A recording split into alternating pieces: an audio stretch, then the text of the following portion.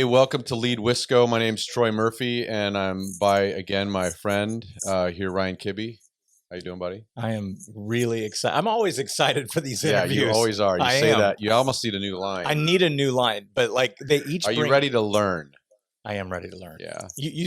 You've read my mind now. That's Well, we talk about Lead Wisco being really just a space, a greenhouse where we can hear stories of people that are in leadership. Yeah. But also where leadership and faith intersect, and that's really important to us. And so we keep talking with people in these stories as you're feeling like, gosh, we learn more than we think we're actually helping other people. We're like gaining out of this. So we're selfishly doing these. And they minister to our heart too. That's the thing. And we've been on that journey. Yeah. It's not just what we learn in here, but what we learn in here too. And I'm hopeful that as you listen or watch, that whether you're a nonprofit, whether you're secular in business, whether you're a church leader, whether you have a faith or not, that you'll get to learn and gain from these stories, from leadership lessons, from even just an investigating of faith and how that factors in to our leadership. So this today we have such a great guest, Tom Vries. He has again, we laugh because we get these sheets, and these sheets are like loaded with all of what they've done. A laundry list of and I'm like, I can't deeds. say all this stuff, right? Why don't we just highlight you and I what stuck out for me?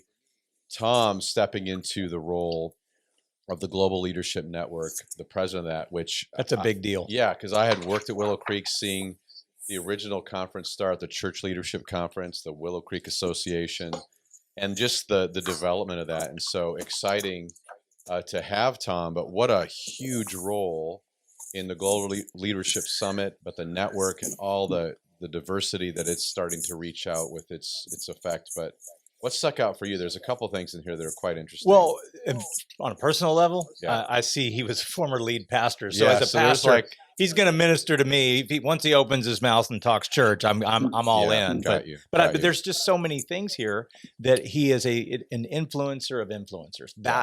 That's kind of what we're after, is how God speaks through influencers to reach culture. Yeah, and I would say his backdrop in the RCA, General Secretary for 2011 to 2017, it seems like he's getting into these roles. He has a doctorate in ministry, but these roles where he's not the icon, like he's the central focus, which it's been interesting to watch Tom's leadership, because he sits a little bit in the background, yet he's marshaling some change and influence, and he doesn't have to be the main person. Yet he is the main person. So I just think it's even in that, in his style of leadership, will be fun to talk about. So he's we, not me. Yeah, there you go. I like it. Hey, without further ado, Tom, welcome to Lead Wisco. So good to have you today. Hey, Tom. Hey, great to be here, Troy. Great to be here, Ryan. And love to talk about all things leadership. And so grateful for this opportunity too. Yeah. Well, we're excited, and you have probably more to talk about in what you have done. But maybe where we start is one of the things we do here is just to talk about tell us what you're doing today and the influence that the Global Leadership Network is having, because that'll give us a context of what you're doing now. And then we'll dive backward about your story and how that's been shaped. Yeah, I'd love to do that. The Global Leadership Network is really a global network of leaders around the world. And so we kind of start with the Global Leadership Summit, which is a 2-day catalytic event that happens every August. This year we'll have well over 80,000 people that'll participate in 500 to 600 different host sites throughout the United States. And then what happens is we take that and kind of do an international season that happens from October to March. And there we move into 120 different countries and translate the summit into 60 different languages. And again, helping to be able to influence people who have influence in positive ways, and give them the boldness and the courage to step out and use that influence to make a difference. And we do see it happening all over the place, from in Ethiopia, and being able to see people that are building churches and also digging wells there, to the Ugandan Supreme Court that uses the summit for their leadership development processes, or even the El Salvadoran Army, who kind of their version of West Point are using what we produce through the summit, again, to raise the level of leadership that really is, as we look at it, to be transformational. And that's kind of our mission, to inspire and equip world-class leadership. But that's not where the period is. That ignites transformation. And I think what I love about being at the Global Leadership Summit and the GLN Global Leadership Network is to have this front row seat to what God is doing and bringing transformation all around the world through people that are willing to step up and use their influences for God and for good. Yeah. Wow. I'm sorry, Tom. That threw me for a loop. So let me get this straight. A faith-based organization that's impacting the world has influence on a military. That's amazing. Yeah. The irony of that. That's awesome. I love it. It is. It's so cool. We have the same thing happening in Guatemala, where their parliament gathers together for the GLS that happens in Guatemala, and it's just God's favor. And again, the Holy Spirit going before and opening doors to places of influence where, again, God's Spirit can penetrate in new and incredibly effective ways. So it's amazing to know what Tom's doing today and the impact you're having, Tom. But I guess rewind the tape. One of the things we like to talk about is whatever you're comfortable sharing in your story, because we believe that our past, our stories, whether pain or things of happiness and joy, somehow events and things, circumstances in your life shaped some of the values you have in leadership. So maybe share with us some of the core values that you have about leadership coming from your story. Yeah, I love that, Troy, because I think it's really the perspective on leadership that you gain over time. And that is that leadership is not a destination. It really is a journey. And that there are parts and chapters in your narrative that God uses for your own formation and your own development. So for me, it can go back to the fact that I grew up as a pastor's kid. And in that environment, it certainly was going to be, will I conform or will I rebel? And what forms will that take and what will it look like? And then even having kind of my own call to ministry story, that was really significant, where the Holy Spirit, as I was sitting in a worship service on a Sunday morning at the age of 16, we always sat in the fifth row, fifth pew on the right-hand side, right? And it was just there where God met me in an incredible way and really had a sense of God's leading and going into ministry. And even then, you talk about the pain, where as a senior at Wheaton College, my dad died of a heart attack at 50 years old. And how that changed then what was next with regard to formal education and going to seminary and having to go home and be with my family and have that change. And then from there, becoming a church planter with my wife, Laura, and having going to 60 miles east of LA in Southern California, where we planted our church. And they handed me a sheet of paper and they said, here are the 6 names of the families that are part of your church. And I start to call them. And the first one says, well, hey, I'm going to another church. Good luck. Next one says, I could really care less about church. Third one said, we're moving out of town. And so I've already grown the church from 6 down to 3.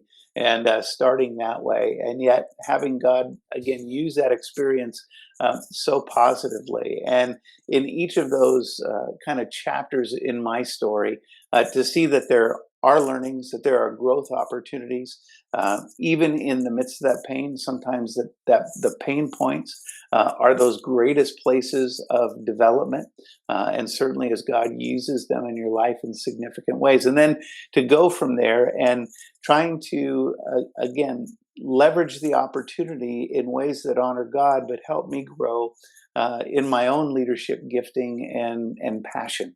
and taking advantage of those. And ultimately going to kind of a larger multi-site church that I was a part of, to leading a denomination where we had a church multiplication and revitalization movement, and realizing leadership is what's so important in the selection of church planters, and whether new church is going to be effective and how that's going to start. And then going to the denominational level and looking and saying all the different factions that you have to deal with, and people that look at issues from different perspectives, and how do you find commonality in that, and out of that common ground, common vision and mission, and saying we are living out what it is that God's called us to do. And then ultimately getting to here at the GLN, and out of my own story. And I'll just share that story just really quick, because that was in 1995 was the first year of the Global Leadership Summit. And I had a pastor friend from Southern California come back after going to that first summit and saying, this thing is life-changing and you have to go next year. So we took our small staff and spouses, about 15 of us that came from LA, went to Chicago for that first summit in 1996. And I remember sitting there and just having such incredible affinity around the topic of leadership, around the life change I felt that God was calling out in my life, and ways that I needed to grow in being a leader, especially. And since that time, have not missed hardly any of them. And every year I find that it's an infusion into my own leadership and my own growth as a result of that. Wow. Yeah. Well, that was quite the journey. And so, wow, I have so many questions to start. Do we want to go? Bring it on. Okay. Can I go straight for the heart, Tom? Troy and I have been Ryan. talking a lot about, love, these 4 quadrants of leadership that we deal with. Yes. Head, heart. Let's go straight for the heart right now. What was in your journey?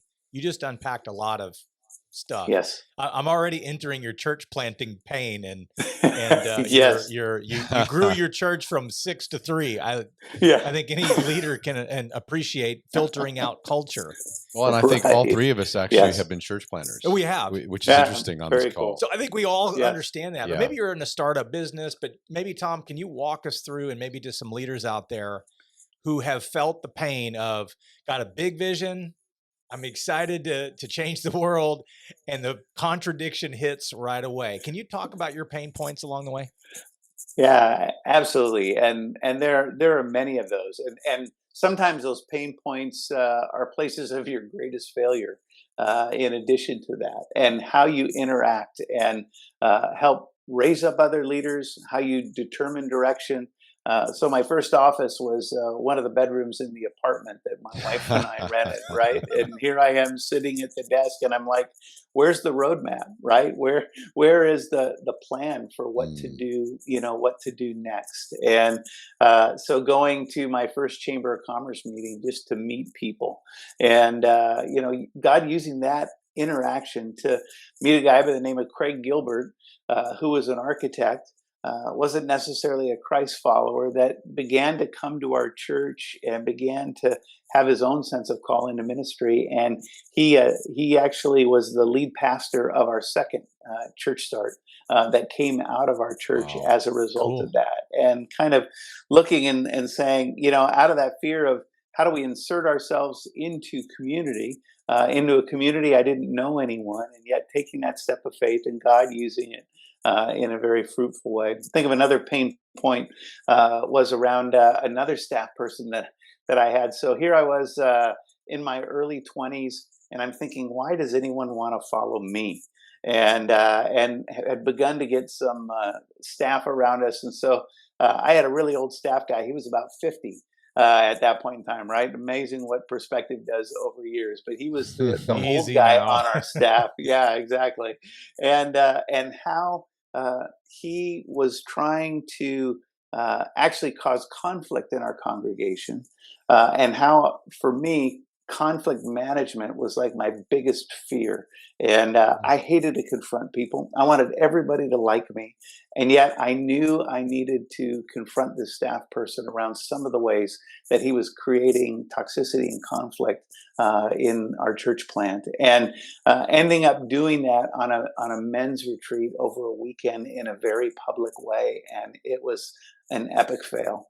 and it was not the right time. It was not in the right way. It was not with the right spirit or the right heart. And God using that in my own life to look and say, how do I need to be bolder and braver in the conversations that I have around issues of conflict, and to recognize when is the right time, what is the right way to make that happen, and how can I move to resolution that is going to be good for all. And those fails and pain points are certainly the leadership lessons that you then file and help inform the next steps that you take in the next assignment that you're given. Can I follow up with that question? Because I want to seize on this. So you had an opportunity, you had an epic fail right there. And I've seen this happen, not just with pastors and faith people, but anybody. You had an opportunity right there to just mail it in and say, I'm an epic failure. You didn't, obviously. But my question is, how did you move from the thinking of this was wrong, the way I handled this was wrong, and was it a mentor or somebody you sought out to push past that pain point, to seek out wisdom or something that would help change the way you lead from that moment on? Yeah, and that's another key point, Ryan, is who do we bring around ourselves in those mentor and coaching relationships, and especially early on, and with the loss of my dad, who had been my initial mentor, to seek out kind of additional coaches and mentors that way. And there were one or two or even three people that I processed that with, and they not only validated and verified, but then they could take the steps of encouragement to say, okay, so what are you going to do about it? And then they let me process how I needed to respond, call out what I did that was wrong, but also then need to say, how do I make this right? And there was times of confession with my board, for example, and naming in front of them what I did wrong, and with my staff, and owning it.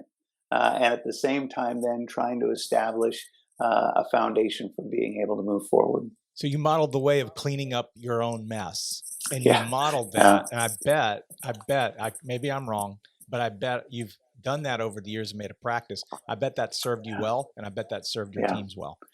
Yeah, it has, because you see the value of the authenticity and vulnerability, which often, again, is so scary. Yeah. But then when you engage in it, you see that people respond to you even better because of your willingness to be vulnerable and open and to name the mistakes that you make. And there are, as leaders, we're not perfect. And if we admit it, and if we recognize in that leadership journey that it is a journey together, we can help each other in the process.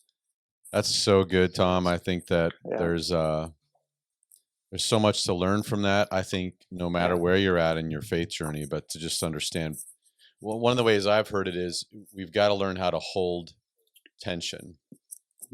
And often our stories and our pain and some of the things we've gone through cause us to react quicker than probably we should. And so I've been practicing trying to do these 3 questions that I read somewhere about EQ, emotional intelligence. It was 1, should this be said?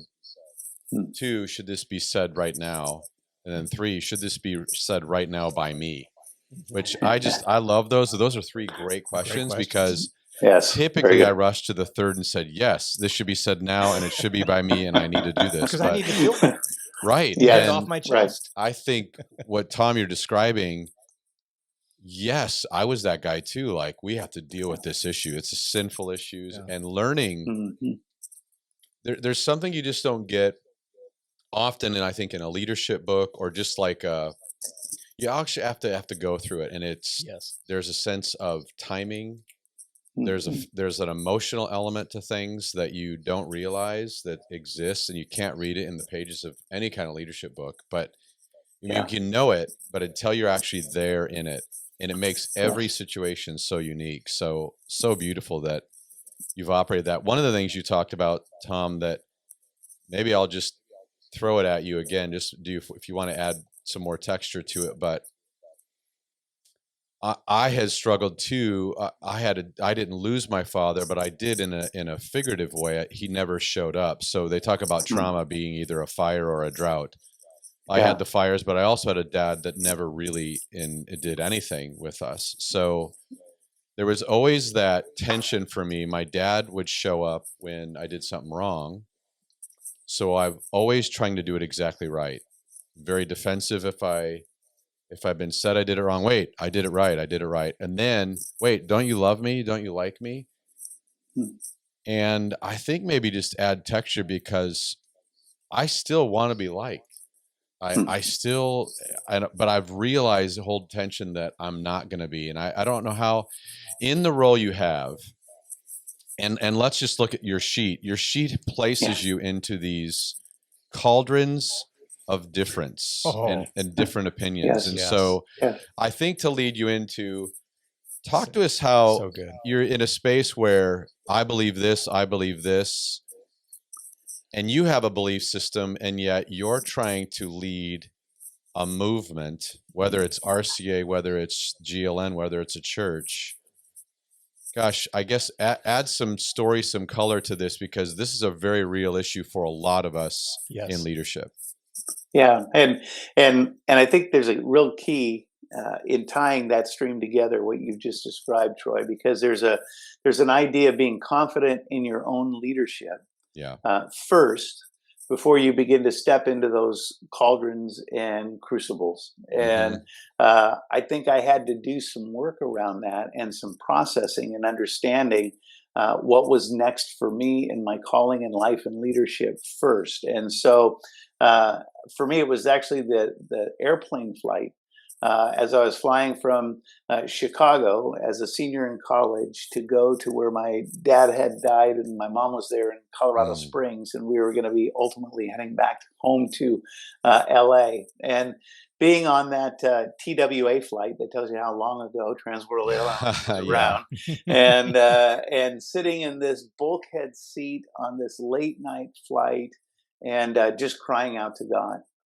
And saying, God, why, did you take my dad, who was going to be my mentor? I had felt that I was on the precipice now of beginning to move into the time where all of his wisdom and experience I was really going to be able to glean from, and it was going to be helpful for me in the next phase of my life as I began the ministry preparation and ultimately moving in the ministry. And again, hearing that whisper from God, saying, Tom, I've given you everything you need to do everything I've called you to do.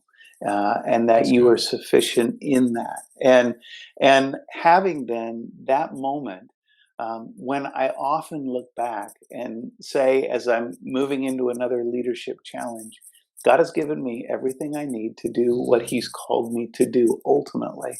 And that gives them the confidence to be able to step into challenging decisions where often people, are not thinking the same, do not bring the same perspectives or beliefs, interpretations of scripture, and numbers of things to say, okay, how do we take this large group and not only go the same direction? How do we create momentum and movement for our mission in that kind of environment? And part of it is, again, understanding how you influence. So sometimes it's influence that comes out of the position that you're in. Often for me, it came out of far more relational influence and spiritual influence as you took the time to get to know people and talk with people, understand their heart, what it was that they were wanting ultimately to see accomplished in whatever the conflict or the challenging situation I was navigating or we were navigating, whether it be in a denomination or whether it be at the Global Leadership Network. And the key was being willing to sit down and listen first. And there's a lot then, but for me, it really was the process of listen, learn, love, and then lead. And each time that I would step in to say, that's kind of the process, to be able to not speak first, not to say, hey, can't wait to take this hill, but to say, what are people desiring? How do they sense that God has been moving and wants to move next? And then out of that to begin to learn and know that often there's significant learning curves with big challenges. And then we want to jump into the lead. But for me, that love piece was so significant. Yeah. How can we truly connect on a heart level about then says, how do we begin to influence where it is that God's taking us together? So, well, let me just follow this, and then you have a question, Ryan. Yeah. I think so. To listen, learn, love, and then lead doesn't mean agreement. Right. That's super interesting right now, because I think that's the mistake today. A lot of leaders think if I take time to listen, learn, and love and understand someone's position, someone's opinion, someone's thoughts, I think there's something in us in this culture. We've adopted this idea that I'm agreeing with you. And that's the sad part that's cultivated a cancel culture, because what Tom is suggesting, which is so great, is for any of us as leaders, no matter what your faith story is, it's learn how to do that for people. Doesn't mean you agree. It just means you understand them. And that may go a lot farther than trying to force people to go your way. Valuing them and listening to them. Yeah. So and one of the pieces I think on that, Troy, comes from Paul Hebert, who was a missiology professor at Fuller Seminary. And he talked about bounded set and closed set kind of thinking, where often we look and we say, what are the lines that we want to draw around our group or our situation? And we can define those, and then we can all exist within them. He said there's really another option. He says what's called the center set. And that is that we have a common value or a common conviction or a common belief that all draw us together.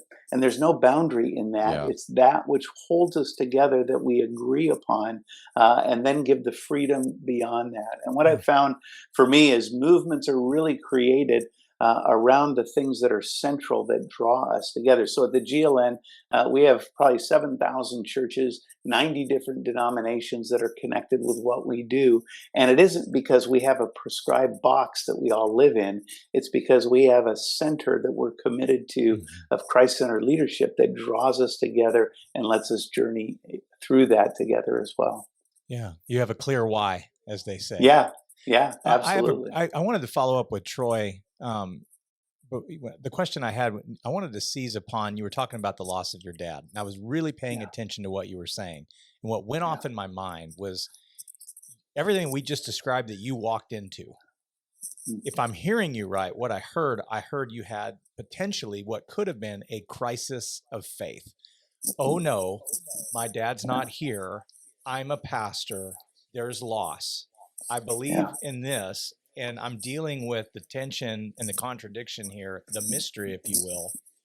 How did you, and I'm sure there's people out there who've dealt with loss. Maybe they've lost a business. They've had some sort of crisis of faith. How did you clear that hurdle and step into what you are now into? How did you do that? It certainly was soul searching. It certainly was prayer.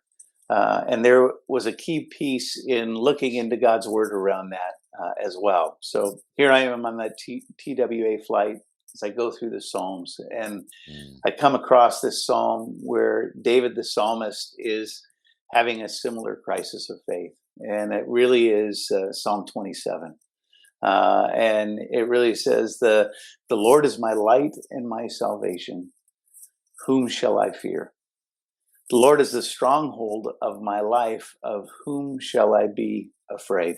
Just two incredible questions that the psalmist had in that moment that really spoke to my heart. And it was out of those questions that I could continue then to walk through over a number of days, number of weeks, months, and even years. But I go back to that and continue to ask myself that question, right? That God is my light and my salvation. So whom shall I fear? That in those moments of faith, I choose faith over fear, and that God has not only walked me through that, but proved himself faithful in numbers of places of pain and challenge and loss and grief and doubt and worry and wondering. That's been my experience, and it came out of that. And I don't want to sound cliche, Tom, but like out of your breakthrough, out of some of your deepest points of pain, you had a breakthrough, and there was if I'm hearing you right, and I'm looking at your rap sheet of incredible things that God's doing. That launch, and what could have leveled you, launched you. Yeah, absolutely. I mean, that's a great way to put it, Ryan. I mean, that's so true. What could have caused me to quit, ultimately brought me and gave me the courage to be able to move forward. Yeah. And I think that as we're talking about this idea, faith, we're not even having to ask many questions to Tom about faith because it's integrated. Yeah, for sure. You haven't really separated, so he's integrated faith and leadership really well. I'm wondering about a lot of people out there that don't have a faith or have some kind of idea about God.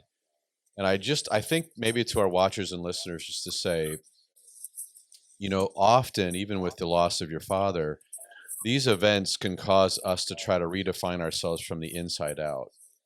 And the problem is we need a source of truth outside of ourselves that helps us identify who we are. And I would just encourage anybody on a journey to try to understand that you may not have a faith, but actually you do. You believe in something, that you're drawing from something that's creating a narrative in your own mind about your belief system, and that is informing your leadership. And so what we're hearing, obviously, for Tom and for us in this room and some others, that our Christian faith, our walk with Christ, is so profoundly powerful. And so gaining from the scriptures isn't just some ancient tradition of just memorizing some words, but it actually is so profoundly true about, I love that, I'm enough, and I've been given enough by what God calls me to. And when you said that, I felt lighter. I go, gosh, I got to remember that, because the days I feel like I have to get better, be more, I go, wait, he gave me enough for what I'm doing today. Gosh, that feels good. Yeah.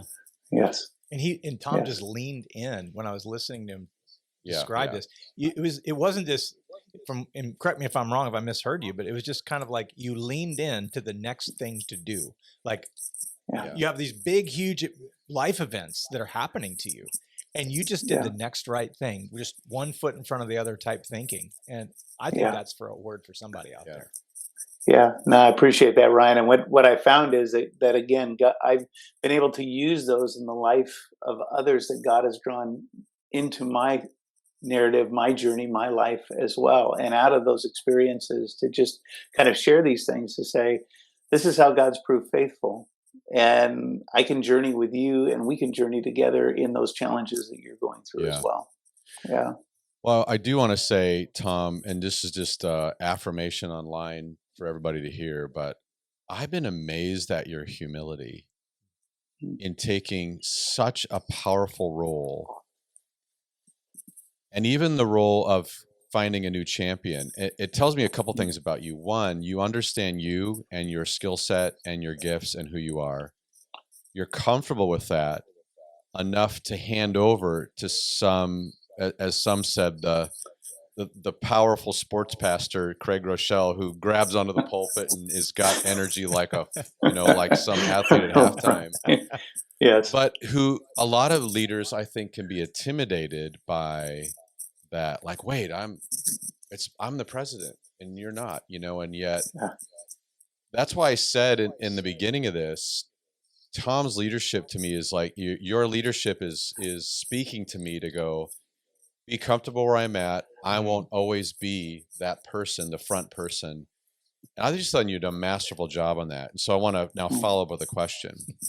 Yeah, thanks, Troy. You're obviously seeing a whole lot of things in that role that you're in, not just with the summit, but you're in touch with, like you said, military, governments.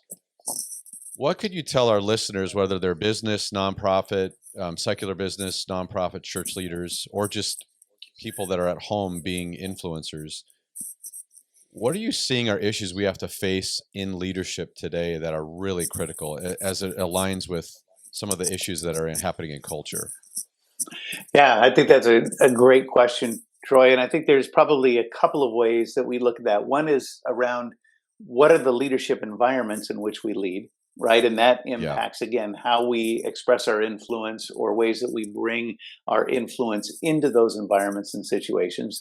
The other is around what we actually do as leaders or influencers and how that functions. And both of those inform how I understand leadership and then how I bring that to bear at this time. So during maybe a pandemic season or in a challenge or difficult decision-making situation that I might have to face in some way. And the first goes back a few years where I read through about the biography of about 50 different leaders and what they were doing in all different kinds of spheres. So you had government, education, business, nonprofit, as I was reading through those, I was trying to say, okay, so what are the through lines? What are the threads or the themes that go through these? And really, there were kind of three things that kept coming and bubbling up to the top around what leaders do. Number one is that leaders inspire hope. Number two is that they incite change. And number three is that they increase impact. And that has helped me as I look at, right, whether it be now or in the future in my own leadership, to say, how am I inspiring hope in my current situation, whatever that looks like? Because often what we find is that hope is birthed in places of hopelessness. And people, again, are able to have a new vision, a new perspective on that there is light that comes into the darkness. And leaders are willing to step in to those darker situations and be able to bring that light. And so it's necessary. The next thing is around inciting change. And this is where, for a lot of people, we're good just getting along or just going with the flow. And what needs to happen is to say that the status quo is no longer acceptable. And there becomes this almost internal sense of discontent with what is, and beginning then to envision what can be, and beginning to gather people around that to not just say this is what it's going to be, but to also be part of the formation process in being able to define it. And then really saying, increasing that impact and saying, this is the investment in making a difference that I'm willing to make, and that I'm then going to galvanize people around with me to be able to step into whatever that cause or situation is that needs to be dealt with. And so as we look at the situation where we're in right now, whether it be toxic polarization, whether it be issues of racial reconciliation and justice, or civil unrest, or again, a pandemic, we recognize these are the things that need to happen, that there needs to be the inspiring of hope and the inciting of change, and ultimately the increasing of impact. And that's what leaders do. They're willing to step into the fray and make a difference in that way. You know, it's interesting about Tom. I wrote those three things down, by the way. So yeah. I will give you credit, but I probably will use these. You know what's amazing? Yeah. I feel like we just got a GLS session that he doesn't ever get to do. For some reason, he hasn't done one, but that was home run. Yeah, absolutely. Yeah. And they model the way. And I wanted to ask you, leaders also, you basically what you're saying is we cannot stay here. We must go there. And my question for you is then, what you're really saying is we need to figure out with him, where are we going, and and how are we going to get there is obviously a question. But I guess my question for you is, in this cancel culture, woke culture, mass culture, how do you deflect the issue that really isn't the issue to centralize the main issue so that everyone stays on mission? Because we can't stay here, we have to go there. How do you do that personally in your job? Yeah, and it's often going back and working at the defining of reality, right? That was Max Dupree in Leadership is an Art, and he talks about the first job of a leader, first responsibility of a leader is to define reality, and so you start with the here. And it really is to say, let's define it, not how I define it, how we define it as a team or as a group or as an organization, and begin then out of that to say, why isn't it good enough to stay here? and then begin to help allow them to talk about the there, and then begin to put the steps in place to say, how does this happen? And so you end up getting a definition together around what here is and why that isn't acceptable. But you also get definition together around what there is and why you want to go there together. And then you begin to lay out the steps that say, hey, this is what we're going after. And then you keep reminding people, hey, we've agreed on this. This is not my idea. It's our idea. And we're in this thing together, and it's going to be awesome when we get there. And not only what it's going to look like, but what it's really going to feel like when we get there. Wow. That's really good, because I know from a church perspective, and Troy, you probably feel this tension too, but it's kind of like, we know we need to get ahead of the curve. Oh yeah. We know that the curve, we somehow have to get ahead of the curve. And I don't know about you, Troy and Tom, but like, all of these, I use those three words, mass, woke, these are polarizing words. No matter what I kind of joked into our church. I said, sometimes, I don't know what the big deal is with masks. People have been wearing them in church for years, but that didn't go over. That did not go over so well, because no matter where you are on that issue. And that's my point, is we get so sidetracked. For us, we know what our main mission is as pastors. Maybe in a business, it's really, I think, a challenge of the leader to get ahead of the curve and not get derailed by all these side distractions in language that gets us all in a dither. My old Catholic speech, Troy.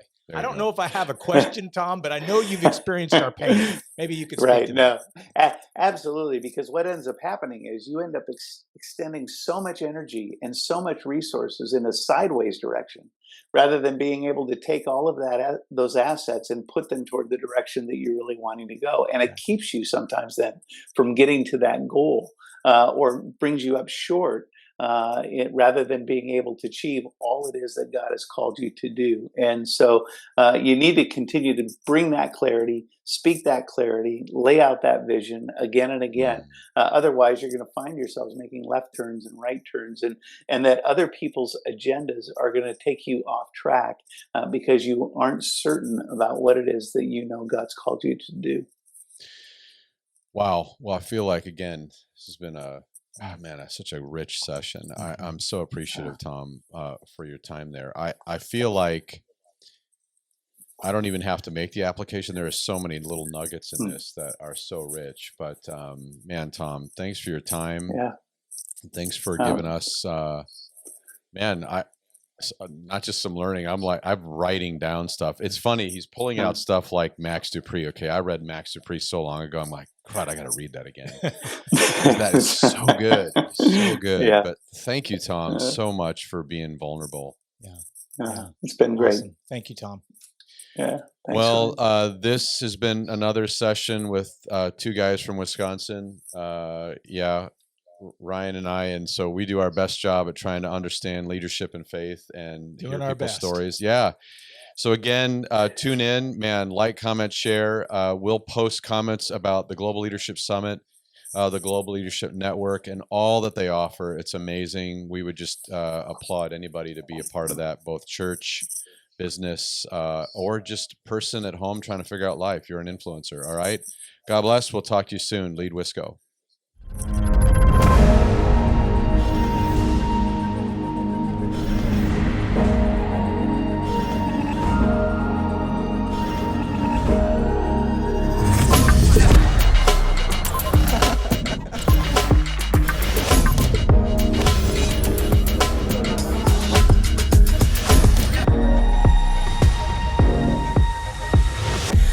Feel bad.